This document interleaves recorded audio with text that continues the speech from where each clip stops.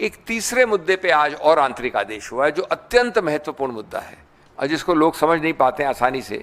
मैं आपको सरल रूप से बता दूं, वक्फ बाय यूज़र का मतलब क्या है। वक्फ बाय यूज़र जो एक फ्रेज़ है, लगभग 150 साल से हमारे कानून में चल रहा है। ये मामला प्रिवी काउंसिल तक गया। 2 निर्णय अभी हाल में हुए 10 वर्ष के अंदर, एक अयोध्या, उससे पहले एक एम सिद्दीकी।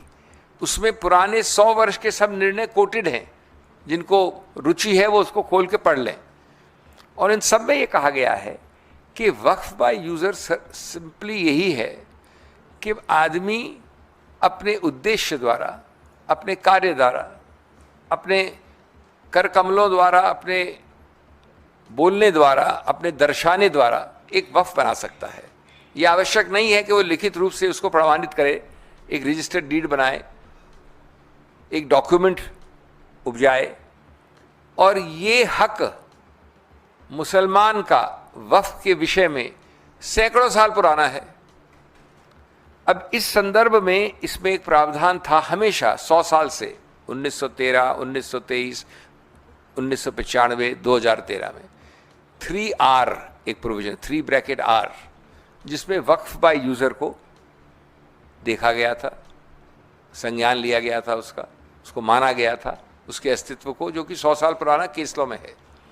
एक पेन की स्याही के एक टिक से वो पूरा 3R को डिलीट कर दिया। इसमें डिलीट का मतलब है कि वक्फ बाय यूज़र का आज कानूनी कोई अस्तित्व नहीं, अगर आप कानून को पढ़ें जैसा है आज। तो उच्चतम न्यायालय ने, और उसका भी बहुत बहुत स्वागत करते हैं, कहा है कि अभी तक आंतरिक रूप में जो भी वक्फ हैं जो डिक्लेयर्ड हैं या रजिस्टर्ड हैं, इंक्लूडिंग एक अदर कैटेगरी यानी वक्फ बाय यूज़र, वो सब में यथास्थिति यानी आज की स्थिति कानून के पहले रहेगी। इसका अंतिम निर्णय तो उच्चतम न्यायालय करेगी, लेकिन यथास्थिति कानून के लागू होने के पहले वैसी ही रहेगी। ये एक तीसरा आंतरिक आदेश है। और बिंदु हैं जिनको अभी तक निर्णित नहीं किया उच्चतम न्यायालय ने, और हम आशा और विश्वास करते हैं कि अगली तारीख जो 5 तारीख है उसमें बहुत सारे ऐसे निर्णयों का निर्णय होगा। उनमें से एक मुख्य है जिसका निर्णय हमारे पक्ष में अभी नहीं हुआ है, लेकिन मैं आपको समझा दूँ। वो है 3 प्रावधान 3C, उसका सब क्लॉज 1, 2 एंड प्रोवाइजो, और साथ 36 और सब क्लॉज 7A और 10। ये बड़ी अजीबोगरीब चीज़ कहता है, जो हम अगली बार पक्ष रखेंगे उच्चतम न्यायालय के सामने। अभी हमने दलील की, उसमें ऑर्डर नहीं हुआ है। ये बड़ा रोचक पक्ष है। क्या है? मैं किसी कारण से, द्वेष से, प्यार से, गुस्से में, कैसे भी इनके बारे में और इनके वक्फ बारे में आरोप कर देता हूँ। एक बड़ी विस्तार से एक चिट्ठी लिख के कलेक्टर को भेज देता हूँ। कलेक्टर, जो कि पूरी तरह से सरकार का नुमाइंदा है, किसी भी कारण से उसको एक डिस्प्यूट करार कर देता है। विवाद शब्द इस्तेमाल है, विवाद। उसको कोई कारण देने की जरूरत नहीं है कि ये कितनी हास्यास्पद है, विवाद, ये हो ही नहीं सकता इत्यादि। उसने उसको डिस्प्यूट करार किया। जैसे ही वो डिस्प्यूट करता है तो 3 प्रावधान आ जाते हैं, अजीबोगरीब प्रावधान। पहला प्रावधान कि जब तक वो कलेक्टर जो 100% सरकार का नुमाइंदा है, वो उस विवाद को निर्णित नहीं करे, तब तक ये पक्ष जो मिस्टर इमरान प्रतापगढ़ी का है वो वक्फ नहीं माना जाएगा। वक्फ, वर्ड्स एग्जैक्ट पढ़ दूं मैं आपको, shall not be treated as Waqf property. जब तक कब? जब तक मैं कलेक्टर निर्णित कर रहा हूं। और याद रहे, कलेक्टर सिर्फ नुमाइंदा सरकार का नहीं है। बहुत सारे ऐसे विवाद हैं जहां पर सरकार ने ही वक्फ की ज़मीन पे इंक्रोचमेंट कर दिया है। इनका कहना है कि आप मेरी ज़मीन पे बैठे हो, उसी को विवाद बना के तब तक ये कंप्लेनेंट हैं, तो भी इन्हीं के विवाद के आधार पे इन्हीं की वक्फ प्रॉपर्टी नहीं में रहेगी जब तक विवाद नहीं निर्णित होगा। ये आपको विश्वास है तो आप उठा के पढ़ लीजिए। इसमें 3C कैपिटल 2 ब्रैकेट प्रोवाइजो। अब इसके 2 और परिणाम हैं।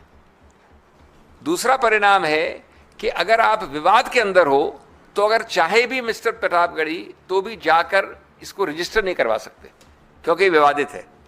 तो रजिस्ट्रेशन प्रतिबंधित है। जो ये एक्ट चाहता है कि रजिस्टर हो, लेकिन साथ साथ दूसरे आवाज में कहता है कि जब तक ये विवाद तब तक रजिस्टर नहीं कर सकते, कोई रजिस्टर करेगा नहीं। और तीसरा, जब तक आप रजिस्टर नहीं करेंगे तो आप किसी कोर्ट कचहरी नहीं जा सकते। यह है 36(7A)(10), 2 है प्रावधान। अब देखिए ये चक्रव्यूह जो बनाया है, ये पूरा चक्रव्यूह है। इस चक्रव्यूह में बड़े से बड़ा योद्धा अभिमन्यु भी नहीं निकल सकता पहले तो। और उससे ऊपर मजाक क्या है कि कलेक्टर को कोई समय सीमा नहीं जब तक विवाद निर्णित करे, तो इनके बच्चे और पोते भी उसको विवाद में चल, तब तक वो वक्फ नहीं रहेगा। और विवाद का वक्फ नहीं रहेगा तो रजिस्टर नहीं होगा, रजिस्टर नहीं होगा तो कोर्ट नहीं जा सकते। तो ये प्रावधान हम बड़े मजबूती से रखने वाले हैं कोर्ट के सामने। और प्रावधान है जिनका मैं अभी आपको लिमिटेशन का और एंशिएंट मॉन्यूमेंट्स एक्ट का, उसके बारे में आपको ट्रबल नहीं करूंगा। लेकिन मैं सिर्फ मेरा अभिप्राय, मेरा उद्देश्य एक ही था, ये बताना कि ये एक बहुत सब्सटेंटिव, मजबूत, तथ्यों पे आधारित, कानून के महत्वपूर्ण तर्कों पे आधारित एक याचिकाएं हैं, कई सारी याचिकाएं हैं। ये कोई ऐसा नहीं है कि किसी के स्वप्न लोक से इजाद हुआ कोई एक फ्रिवलस, फॉल्स, वेक्सेशियस तरह का याचिका है। और ये मुद्दे गंभीर हैं। जैसा मैंने कहा, 3 मुद्दों पे जो आंतरिक आदेश हुआ उसको हम स्वागत करते हैं।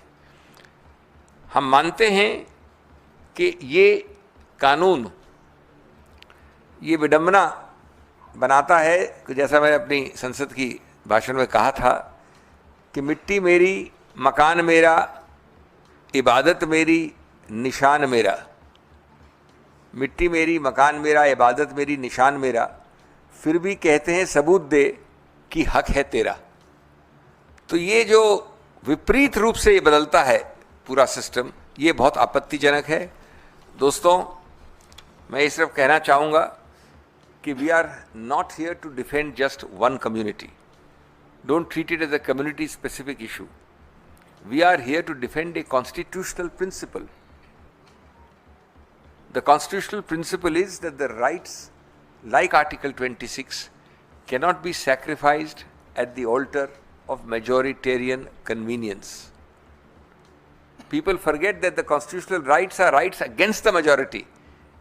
If there were rights for the majority or not against the majority, there will be no need for constitutional rights.